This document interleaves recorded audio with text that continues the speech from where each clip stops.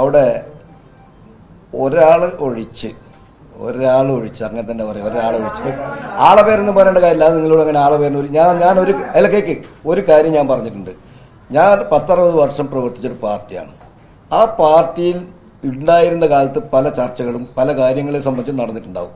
Party വിട്ടുപോയപ്പോൾ അതൊക്കെ വിളിച്ചു പറയാന്നുള്ളത് ഒരു എന്താ പറയേണ്ട ഒരു മാന്യതയ്ക്ക് ചേർന്നതല്ല എന്നുള്ളതുകൊണ്ട് ഞാൻ അതൊന്നും പറയില്ല എന്ന് ആദ്യത്തെ പത്രസമ്മേളനത്തിൽ ഞാൻ പറഞ്ഞിട്ടുണ്ട്. അതുകൊണ്ട് ആരാണ് അതിൽ അങ്ങനെ പറഞ്ഞത്, ആരാണ് ഇങ്ങനെ പറഞ്ഞതെന്ന് ചോദിച്ചാൽ അതിന് ഉത്തരം എൻ്റെ നിന്ന് കിട്ടില്ല. പക്ഷെ ഒരു കാര്യം പറഞ്ഞിട്ടുണ്ട്, ഒരാൾ മാത്രമേ അത് അംഗീകരിച്ചിട്ടുള്ളൂ. പിന്നെ നിങ്ങൾ പറഞ്ഞു ശരിയാ, ടി കെ ഗോവിന്ദൻ 60 വർഷമായി പാർട്ടി, എന്താ ആഗ്രഹിച്ചു പോയാൽ ഭയങ്കര കുഴപ്പമായി പോവോ?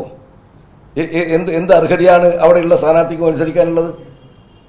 ആ അർഹത ഉണ്ടാക്കാൻ വേണ്ടി എം.വി. ജയരാജൻ മഹത്തായ തൊഴിലാളി വർഗത്തിന്റെ പടവാളിലൊരു ലേഖനം എഴുതിയല്ലോ. എന്താ എഴുതിയത്? ഇന്ന് വരെ കേരളത്തിലെ ഏതെങ്കിലും സ്ഥാനാർത്ഥിയെക്കുറിച്ച് അങ്ങനെ ലേഖനം വന്നോ?